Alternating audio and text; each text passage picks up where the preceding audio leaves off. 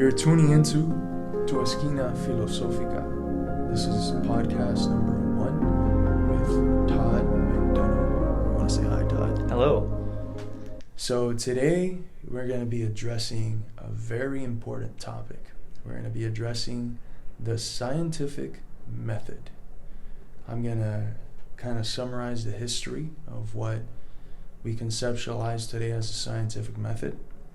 Then my friend Todd here is going to go in depth of what is the current statue of the scientific method. And then we have done some interviews. We have interviewed a political scientist from our institution, Dr. Dar, and we have interviewed a psychologist, I believe, Dr. Kerchak. Kerchak. So me and Todd would be going over the conceptions of these two professionals in the field of science, asking them similar questions that we will be addressing. And at the end, we're going to have a sort of informal conversation on what we consider to be the scientific method, whether it is actually a kind in itself, whether we should address the question of what we consider to be science first, and many other questions.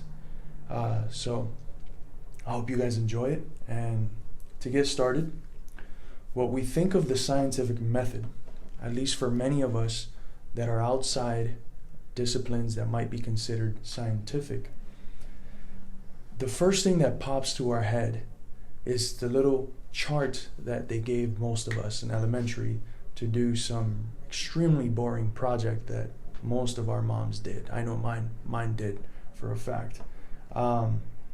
But the conception of the steps of the scientific method usually follows in this sort of framework.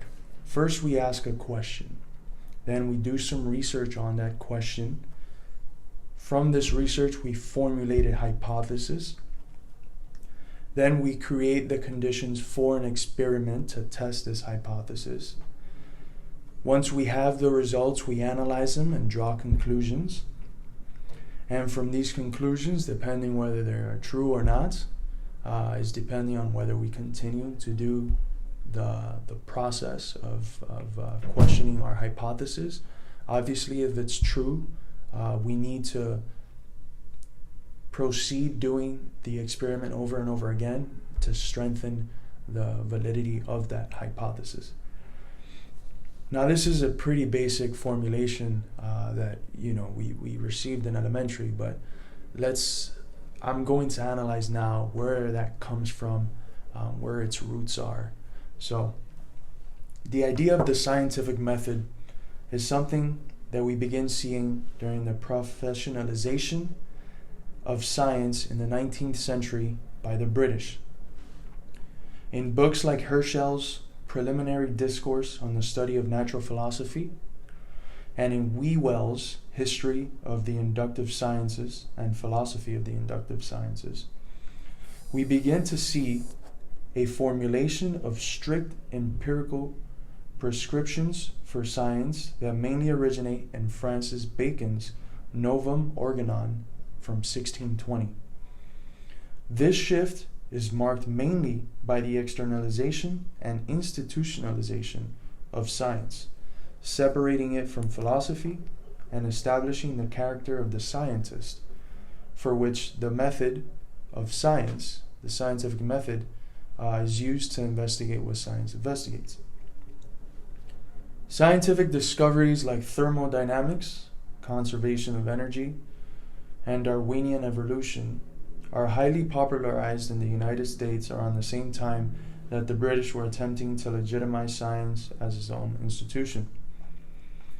This popularization of science absolutely transformed educational institutions in the U.S. In the 1880s, there was a widespread application of laboratorial science. It happened in American colleges and universities first. This effort stemmed from German scientist Justus von Liebig. The success it had in American higher educational schools led it to be spread among the lower educational fields and high schools and stuff like that. One of the ways this spread took place was thanks to Harvard, the leading institution of higher education in the United States. It started requesting that high school applicants for their physics programs turn in a list of 40 different lab exercises, and they had to turn in their notes of with the information of how they redid these 40 different lab exercises. So from this Harvard requirement in 1901, it eventually ended up spreading to all other higher educational programs that had fields like physics and stuff like that. This marked a key shift in education towards a mandatory inductive method in science. Anything that had even the slightest level of theoretical abstraction was shot down in favor of cold, hard, empirical facts. It is important to know that this move was primarily in the United States. The European scientists maintained a place for imaginative theoretical endeavors, as John Rudolph states. To this point, at least in the United States, the scientific method could be defined by Arthur Dering's quote: "Two things are inseparably linked together in the modern method of science teachings: the laboratory method as an outward expression of the way in which facts are taught, and the inductive method as the inner expression of what conclusions are reached." So this is the definition of the scientific method that is the most representative of this period in time, the late 19th century in the United States.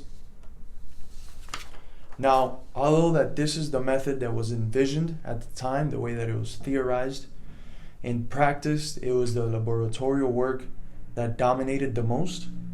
Any sort of reflective analysis on that process of induction itself was pretty much sidelined.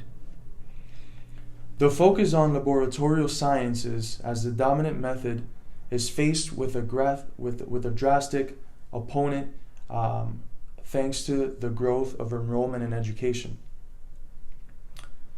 The enrollment in education grew 13% on average each year from 1890 to 1910. This massive growth in population of students, and specifically lower level education, constituted a necessity for a shift in the methods of doing science so that the methods fit the needs of the majority. The boringness, in a sense, of the traditional laboratorial science was to be transformed into a more dynamic physics. Evolutionary psychology began spreading in popularity and ended up taking the place of the previous popular intellectual trend of laboratorial science. So here we also see how the intellectual world also seems to move by trends, and trends seem to replace each other. The reformers leading the shift were pushing for a greater practicality and social relevance in the teaching of science, and labeled the previous repetitious, quantitative laboratorial science as a mummy. Not the biological mummy, but the Egyptian one, of course, and not a living dynamic field. Thus, one of the key shifts we see is from a quantitative to a qualitative form of work. Institutional teachings of science had once shifted and now were aimed at a more pragmatic purpose.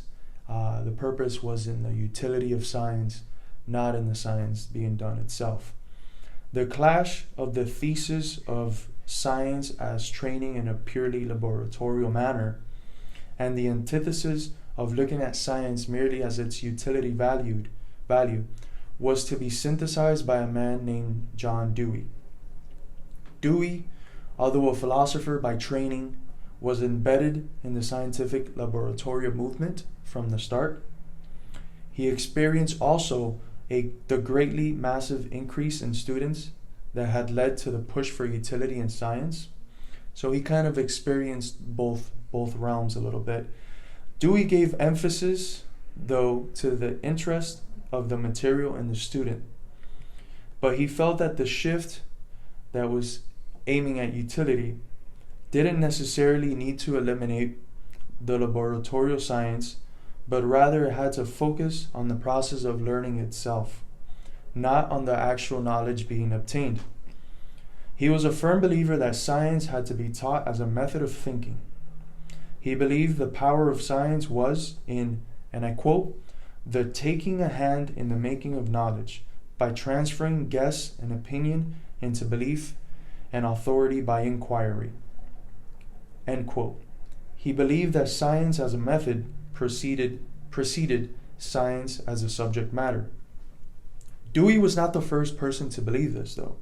Before him was a man by the name of Stephen Forbes, who agreed that science, as in its essence, is a mental method, but went about his explanation in a more philosophical manner, characterized by the formal elements of inductive and deductive logic. Rather, Dewey went about his conclusion through the means of the new and popular spreading psychology, and thus he is the one who is remembered as the synthesis of these two traditions. The famous 5-step method that would spread to be known as what we consider the scientific method now was originally a way that Dewey described the complete act of thought. In his book, How We Think, he writes that the 5 steps are: 1. A felt difficulty. 2. Its location and definition. 3. Suggestion of possible solution. 4. Development by reasoning of the bearings of the suggestions. And 5. Further observation and experiment leading to its acceptance or rejection. One of the examples that he gives is a person who is washing the dishes and who flips the cup upside down to let it dry and notices that the drop of water sits at the lip of the cup instead of falling down.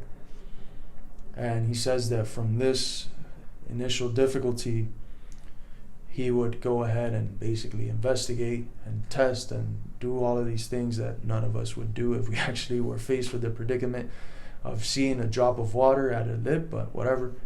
He said that that's how we think. So it is very important to understand that these 5 steps, which ended up spreading as what is known as the scientific method, was a way of Dewey expressing what he believed to be the process of thought, not how science should be done.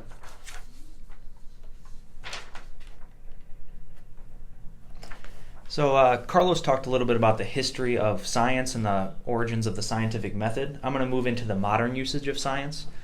So when we talk about science, it's usually filtered through a semantic, our different semantic definitions of science, similar to how we categorize religion. There's different denominations and different religions. Science has a lot of different branches, a lot of different fields and subfields of those fields. So how can we ever agree on a standard of science? So I think the simplest way to do that is to possibly look at the dictionary and see how they define science. So this is the dictionary definition of science: the intellectual and practical activity encompassing the systematic study of the structure and behavior of the physical and natural world through observation and experiment. So really that definition can be broken down into 3 parts: the why of science, the how of science, and the what of science. So the why, it defines science as the intellectual and practical activity. And so through science, we are trying to gain true and practical knowledge. This is the distinction between basic and applied science. Basic is knowledge for the sake of knowledge, and applied is knowledge for the sake of some sort of utility in the long run. The how of science, using this definition, is some sort of specific method, specific steps. Now the definition doesn't specify if there's a universal method or if the method is relative to depending on the scientific field that you're in, but there must be a method nevertheless. And then also the method will always involve conducting a physical test. Finally, the what of science is we conduct science on the structure or behavior of material objects. So from this we can see that science is not about anything immaterial or non-physical. It is solely done in the material physical world. And so I'm going to hand things over to Carlos here, and he's going to talk about the interview that we did with Dr. Dar. Yes. So we had the pleasure of doing 2 interviews with 2 professionals in the fields, in different fields of sciences, and asking them some of these key questions about the method and science itself. So I will be talking about the interview with Dr. Dar. So as for the question of what is scientific, Dr. Dar believes that first of all there seems to be a connotation of good and evil implicit in the word science. What is scientific usually seems to be associated with the good, and what is not with the contrary. He states that science seems to be more than just a field of study, but rather a specific systematic way of looking at a phenomena, a way in which there is an expectation of the predictability of the phenomena that is being studied. He states that although the 5 steps in the scientific method might be done in a different manner, in different ways for different scientific disciplines, all of these 5 steps obviously being hypothesis, experiment, analysis, conclusion, and repetition, all seem to be manifested in some way and connected to the belief that we can externalize ourselves from the world, freeze it, and then apply this process to the world to understand the patterns of the world and forecast future events. He brought up that there is a difference, though, for social sciences, and he referred for social sciences and those considered harder sciences. He referred to the Hawthorne effect, which is a psychological experiment that shows that people behave differently when they are observed. This shows that we are not really external, independent observers in our studies, rather direct agents causing an effect in what we are investigating. He believes this is also relevant in harder sciences like subatomic particle physics, for example, because we investigate our object of investigation by separating it from a whole series of systems which it is naturally embedded in. When asked if his discipline of political science could be considered a science, he stated that he was trained as a scientist, that they focus a lot on quantitatively measurable investigations that would enforce the use of the 5 steps previously mentioned, to go especially from the particular to the general, inductively, of course.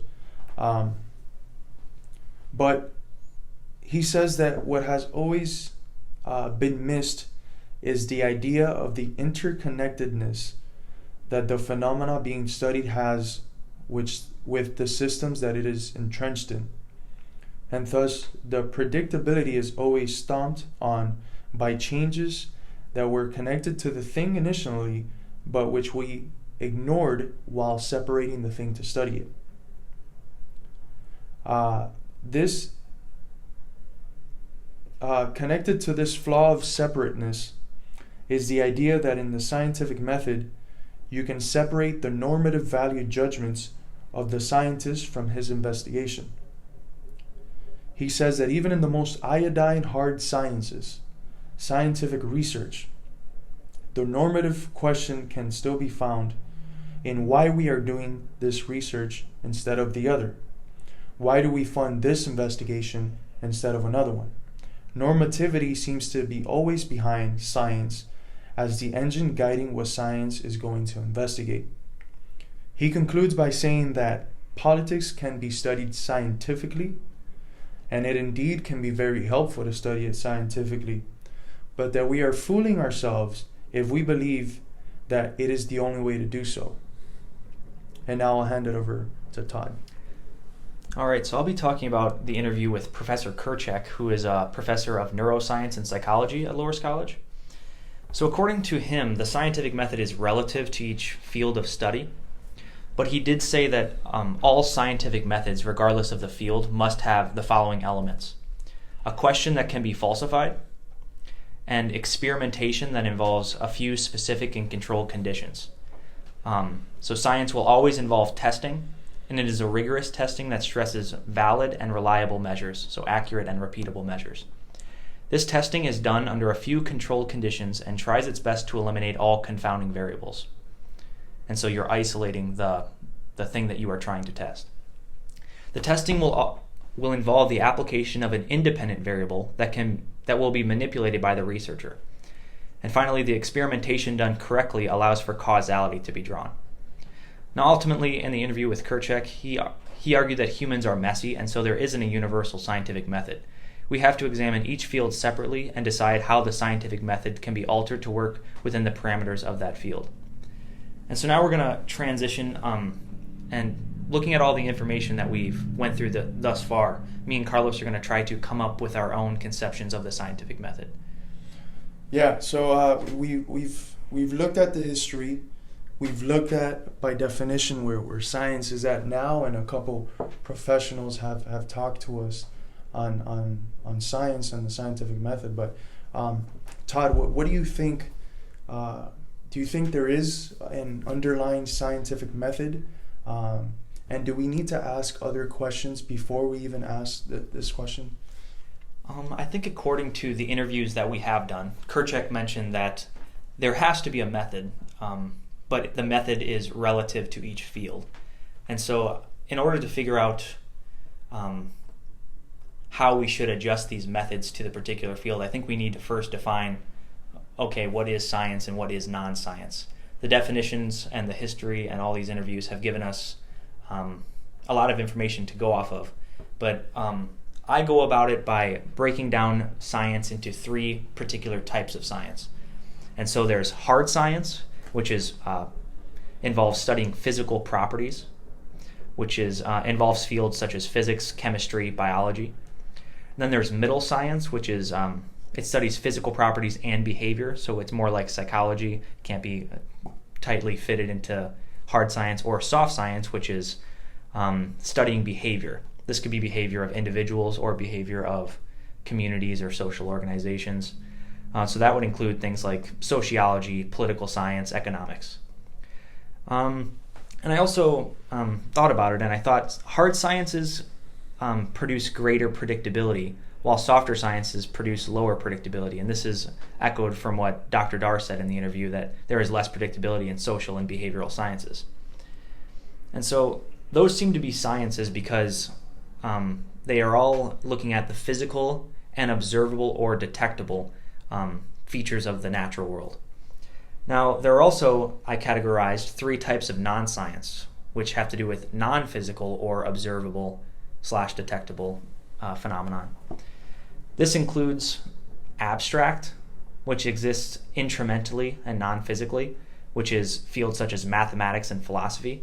Now, of course, the mathematics and philosophy enhance science, but nevertheless, they remain separate because they are intramental and non-physical ways of going about knowledge.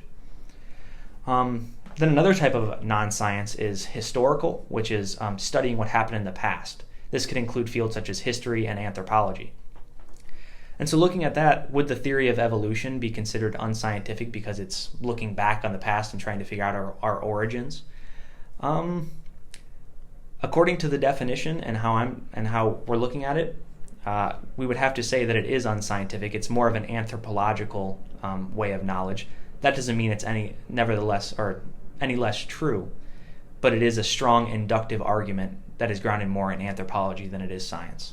And that would relate with the different forms of explanation that Dr. Dar was talking about, that the explanations don't necessarily have to be scientific. We have sort of an itch that as soon as we hear scientific or non-scientific, we tend to associate good with the scientific. And I definitely do agree, because history is history. How we conceived of science when we used to conceive of it deductively, or stemming from an all-power for God, or whatever the case may be, or when we just analyze science as a type of intellectual human virtue. The methods to the object that we were looking for, or the end that we were looking for when in those type of science, and of course we're imposing our categories on the past, but roughly speaking, the methods at the time would have been the scientific method, right? We can't, when we're talking about the scientific method, we got to be clear that it's not a natural kind. Would you agree? It's not something that is in essence essential. Like, we're not like the scientific method is created by us in historical and geographical specific situations. So what is the scientific method now might not be the scientific method And to tomorrow. call something unscientific doesn't necessarily mean that this is not true. So when we're saying the theory of evolution is unscientific, we're not saying that it's not true. Science is one way of getting to knowledge. Anthropology is another way of getting to knowledge. Philosophy, another way. Yeah. So looking at something like the theory or the Big Bang Theory, that's something that occurred in the past. So we would have to classify that as non-science too, because it's, again, anthropology looking back into the past, trying to figure out what happened in the past. But both the theory of evolution and the Big Bang Theory are very, very strong inductive arguments, and so we should conclude them to be true. There seems to be a dilemma with the conception of considering things from the past as scientific and considering science from the past as scientific. Mm-hmm. So as for the Big Bang Theory, for example, our investigation of it is still entrenched in the modern formulation of what a scientific method is, what science is considered to be. So I would have to disagree there that like the theory of Big Bang is historical merely. It just gives us historical truths. Of course, one of the things that science gives us is a guarantee that it is not going to guarantee anything in a sense. There's always a small pocket of possibility that something is not the case, of course. But I would like a distinction now that we're talking about sort of an analysis of what in history can be considered scientific, a distinction between the application of science in throughout history and our scientific developments that are present but are about historical evidence. What do you think? I think, back to the Big Bang question, so we have the Einstein's theory of relativity. He comes up with this, and we're looking back onto the past. No one was there at the Big Bang, and so can we consider it science if we're looking back at a phenomenon? No one was there for it, and so we are looking at observable phenomenon now. And so that's the distinction that I'm trying to make with science and anthropological science, historical science. Anytime we're looking at modern phenomenon and trying to explain a phenomenon in the past, we are not in science anymore. We are in history and anthropology, and this doesn't mean it's any less true. It just means we're in a different form of knowledge. But just because we're in a sense in a different form of knowledge, would that mean that it can't overlap with scientific knowledge? Because I think most people would agree that the investigations that took place to achieve what we consider to be the Big Bang Theory, they're definitely modern type of science, like a modern consideration of the scientific method. Of course, all these enhance each other. So anthropology enhances science. It works together with science. Philosophy, mathematics, they all work together. But I think it comes down to, just like when we discussed the religio and scientia, these are modes of being and modes of functioning, saying we're operating from an anthropological function right now when we're looking back on things. We're operating from a scientific way of looking at things when we're working with the here and now and trying to predict the future. Yeah, I mean, I really like that point, but I would still like to draw the distinction between what we consider to be the scientific method or science from the past and present scientific method and investigations of the past. Although they might be anthropological or not historical, because history focuses on the story being told. Mm-hmm. I see history more dealing with the ideological sphere of the past. But science's investigations of the past, I would still consider scientific. I wouldn't just consider them history or anything like that. Now, as for my formulation of what I consider to be the scientific method, I would have to borrow from Wittgenstein's philosophical investigations, at least the relation that he uses of family relations to connect language games and such. I think what we have is a foundational tree. Like if we're thinking about a family tree, we have a foundation of the 5 steps, whether we consider them coming from Dewey or wherever we consider them from. And out of this foundation, there's a resemblance in different fields of this sort of foundation of the 5 steps. But none of them are really identical. And when you try to bring some variances of steps from one sort of science into another, we seem to find a lot of problems. So bringing the sort of in-depth scientific methods that are seen in chemistry to social sciences, we find problems. What's the problem? Well, that like Dr. Dar stated, the human beings can change their behavior when they know they're being watched.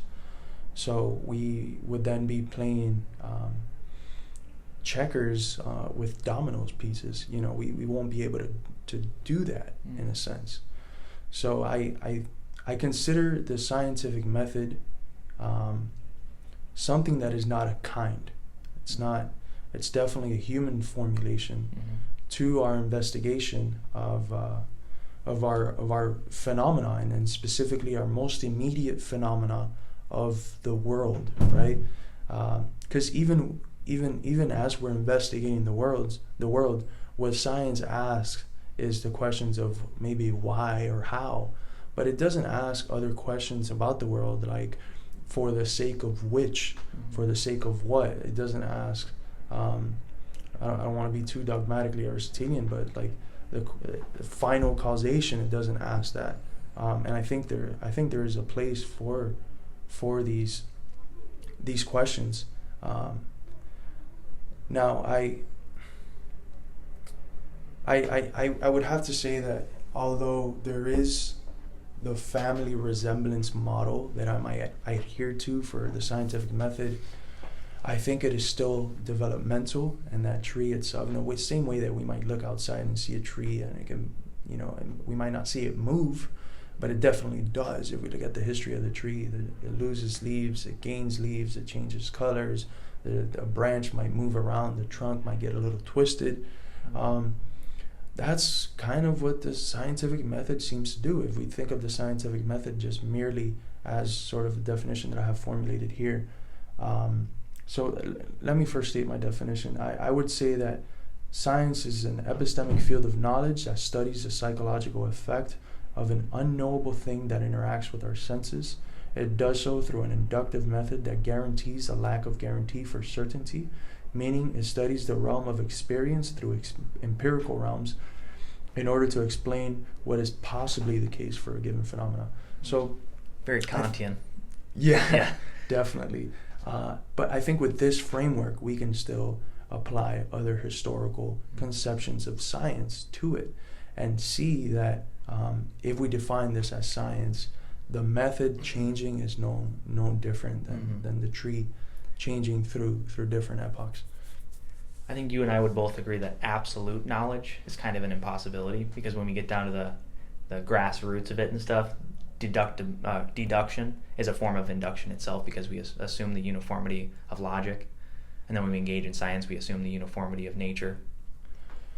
Yeah, I mean, I would, before we can abstract anything, we are entrenched in experience, and of course, our Kant's argument is that how do we know about the things in itself, right? How do we know anything about that? We can't transcend the apparatus in which we all live in. The categories in which we are entrenched in of time and space. But I would consider there to be absolutes. But can we know these absolutes? Absolutely. I think we can know absolutes relatively. So, for example, like I think math, I would consider math an absolute in a sense, but it's absolutely relative. I don't know if, I guess it's not indubitable that I can't think of a moment in the in time when 2 plus 2 wouldn't be 4. Maybe I can't think of it now, but it isn't unthinkable that I won't be able to not think how I am now at some point. And do you see that as absolute knowledge? I see indubitability within our current paradigm of thought as what would constitute this absolute. Now whether that absoluteness is in itself just purely absolute or a relative phase of the absolute, I don't know. What I do know is that it seems to be the case that more things seem to be coming about to this what I conceptualize as relative absolute. And I do believe that we are building up in the things that we might consider absolute. We are building up absolute truths. Although in philosophy, it might seem like we've been talking about the same thing for 2,500 years, and we have. Human history is a lot larger than that. And the discoveries that we have made in the last 2,500 years can, in a sense, be interpreted as very substantial for the small period of time which humanity has been here. So I think we are developing in thought. Whether that thought is taking us towards some ideal absolutes, harmonious absolute, like what Hegel would have envisioned. I don't necessarily know if there's an end to it, but it definitely seems to be the case that we are growing, and that day by day we unfold more so the contradictions that are within things, and we see it, for example, in when we analyze the beginning of the history of the modern conception of the scientific method. First we have pure lab, like scientific method is just doing things in the lab. The utility of it doesn't really matter. And then we have the complete opposite. We have this lab stuff is kind of boring, less focus on science as utility. What is it good for? And then Dewey comes along and kind of represents a synthesis of the two positions. I think most things in nature and even human society move like that. And by moving like that, we're necessarily transcending, we're growing. Now, where we're growing to, that's a whole different question. And even the fact that if we consider there to be growth, there would have to be a point that we're growing to in order to accept the comparison between a lower and a higher. There will have to be an ultimate high that we can compare those two, because if not, we don't know where we're at. It's an old religious argument, I forget who said it, but if we can say that one thing is more beautiful than another, there would have to be an ideal beauty for us to know that this is more beautiful than the other because it's closer to the ideal. So I'm just going to list out what my limits are for what I consider science, and that would kind of structure what I think is my conception of the scientific method. So I hesitate to try to operationalize science and put it in a box, because I know that makes it more pragmatic and more easier to use if you're actually trying to conduct science. But I don't think it maps onto the reality as closely as it should. And so it's extremely difficult because the methods are relative to each particular field. And so regardless of the method, though, I think certain limits must all apply to every single method that we use in science. And these are, it must operate extramentally within the physical world. Anything done intramentally, I would say we're getting into the realm of philosophy or mathematics. It also must involve making an empirical observation or detection. And this is why I shy away from history or anthropology being scientific, because I think you need to be making an empirical observation. And I kind of retract what I said about the Big Bang, because we are detecting elements of the Big Bang, such as great galaxy seeds and radiation. And so we're detecting present phenomenon. And so that show that the Big Bang happened. Mm-hmm. And so that brings it into the realm of science. Conducting a physical experiment. We can't conduct a non-physical experiment or immaterial experiment. We need to conduct a physical experiment in the natural world. And then lastly, making a measurement of predictability through means of deduction or induction. And now, obviously I said deduction is a form of induction, but it is the strongest form of induction. Even though we are assuming the laws of logic, that's the only thing we are assuming besides perhaps the uniformity of nature. So you would consider sort of the forecasting that science does now, its focus on the prediction, as something that is essential to science itself? Can you say it again? So do you think that the status of science now as something that includes within its definition a level of predictability and an assumption of predictability, a sign that predictability is in itself something that actually is a constitute of science, or is it just do we just try to predict with science because of the era that we're in, or what do you think? I think, in my view, because we can't transcend these physical apparatuses like Kant would say and stuff like that, no one can transcend out of their body or their brain. Because of these cases, we can never have absolute certainty about anything, but we can have pretty darn close, because that's all we have to assume is that the laws of logic and the laws of nature stand. And so we can have 99.999% certainty, but beyond that, I think the rest is faith.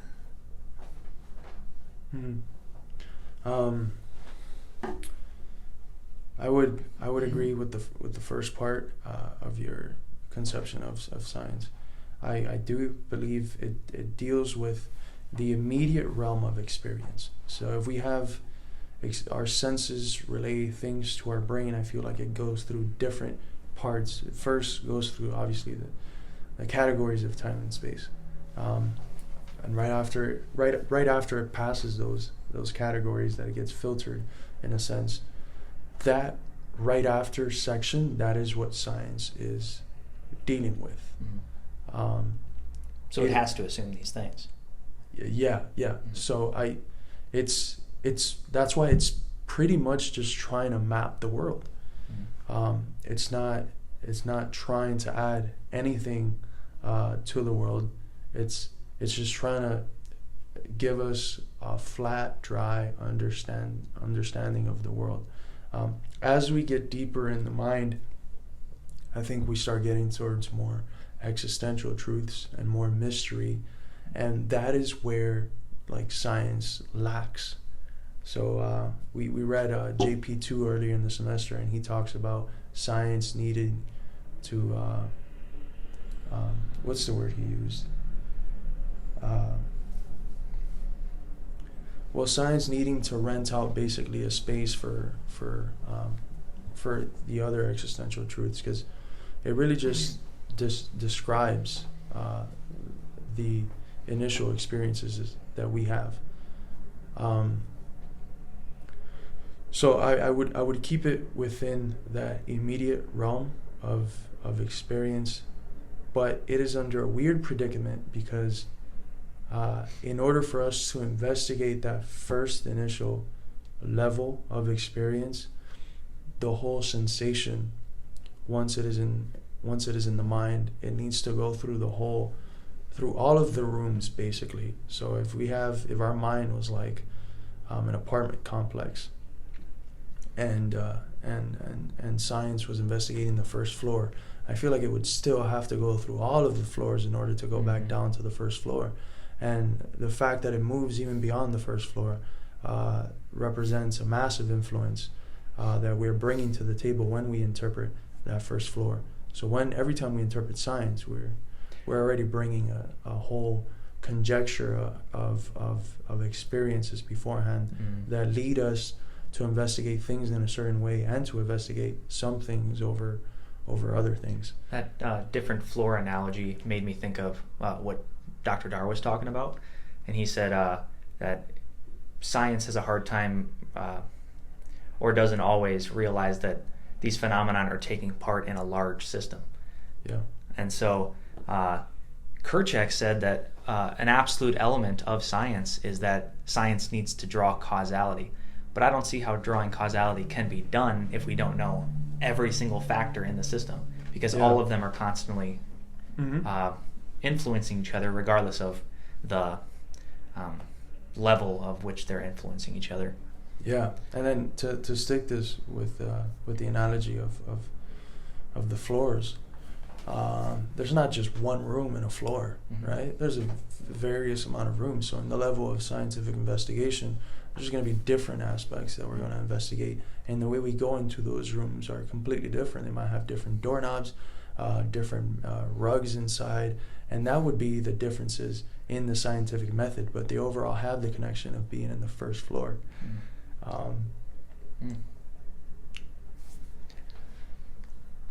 Yeah. Is there any closing remarks that you would like to give? Do you feel that the scientific method should be operationalized, or is it too, should we boil it down to these steps, depending on if it's relative to the fields? So I think of the main essence of the 5 steps, right? As a starting point. I don't think it's bad to sort of know that first, and when in doubt to go back to it and stuff, but there's a whole level of creativity that you're just destroying when you enforce these 5 steps.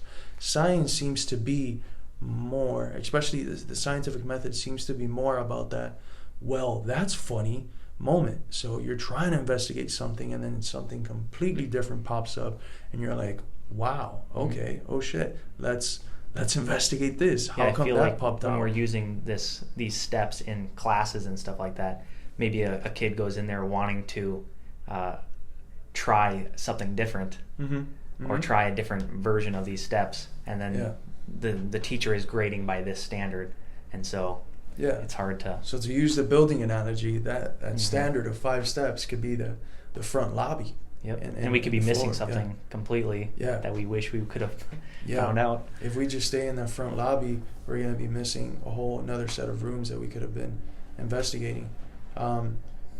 Science in practice, I'm obviously not a scientist. I think you do psychology, so you're like a mild scientist. Middle scientist. But I think from what I've read, scientists seem... I had a good quote that I found in an article that stated that science says ready, shoot, aim. That's basically the formula. Once you aim and you take your shot, after is when you do the investigation, and you're like, wow, okay, what do we get from here? That's why a lot of big scientific discoveries come out from a mistake, right? And I think I can't help but think of Zizek joke when he's talking about French champagne. French champagne, I think it came from like white wine or something that got expired, and then I guess the fertilization or fermentation led to making it a champagne, and something good came out of that accident. I forget, it happened with something else that the French did as well, but with cheese. They let cheese go to waste, and they ended up noticing that cheese that smelled really bad was actually really good. So I think science functions in a similar manner. A lot of the biggest scientific discoveries a lot of the time come from those, wow, I wasn't expecting this moments, or come from mistakes or things that might seem like a mistake but that are actually another path that we could be investigating. And that's the thing. I think that's the importance of trying to remove the ideological leaves that are sort of blinding us when we do scientific investigation, because sometimes we just get slapped in the face by reality and truth. But But unless we're open to taking off our blindfolds of dogmatically just working with science in a certain way and just focusing on the points that we're trying to focus on, we're not going to be able to find the pith of what science has been able to find. And I think any method that you use, it's always going to start with philosophy. You have to look at whatever you're trying to study, and look at it critically, and that's philosophy. And then from there you see, okay, what do I need to do next? And that's the method. I still adhere to the Socratic notion of philosophy as just a critical examination of everything. So I think philosophy is necessarily in anything. Think of the most absurd thing. You can start analyzing the questions of why is it that way, or whatever questions, and start tapping at the assumptions. And that's the role of philosophy. So philosophy kind of molds itself into everything, and I think that's probably the reason why everything else that it's a has bird's eye view to all other fields. Everything else that has now been taken as a category in its own has always stemmed from philosophy, right? So there was a good quote that we had on our Clark text, I think last semester, in Father Johnson's class for metaphysics, that said that philosophy is the science, and everything else is just ungrateful sciences. Because in a sense, they've separated themselves as if they're kinds of their own, but they're really all founded in philosophy. Differences, like, okay, this is how I define science, and it's like if we don't have a standard definition of what science is or what philosophy is, then everyone's gonna say this is the absolute science, or this is the absolute philosophy. Yeah. So I mean, if we are looking at sort of my motto of looking at the method as a tree of family resemblance, copying, of course, Wittgenstein, I would say that philosophy, in that respect of different sciences, would be like the ground or something. It's the foundation upon which everything else in the intellectual realm seems to be built on. Because even religion, like before religion, you have to philosophize. So we look at the Catholic religion. I was just looking at the 7 or 6 or 8 principles of Catholic social teaching, and it starts with the idea that we have a duty to nature, and it's obviously connected to God, but I couldn't help but think of the Stoic Logos and our duty towards the Logos, because we have the ability to reason and so on.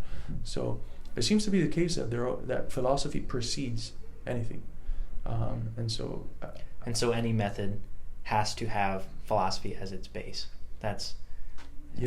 Well, the method has the discipline as its base, and the discipline has philosophy.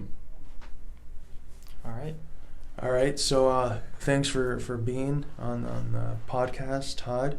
I hope the viewer or listener is enjoying this. Subscribe to the channel. Give this video a thumbs up. It really helps.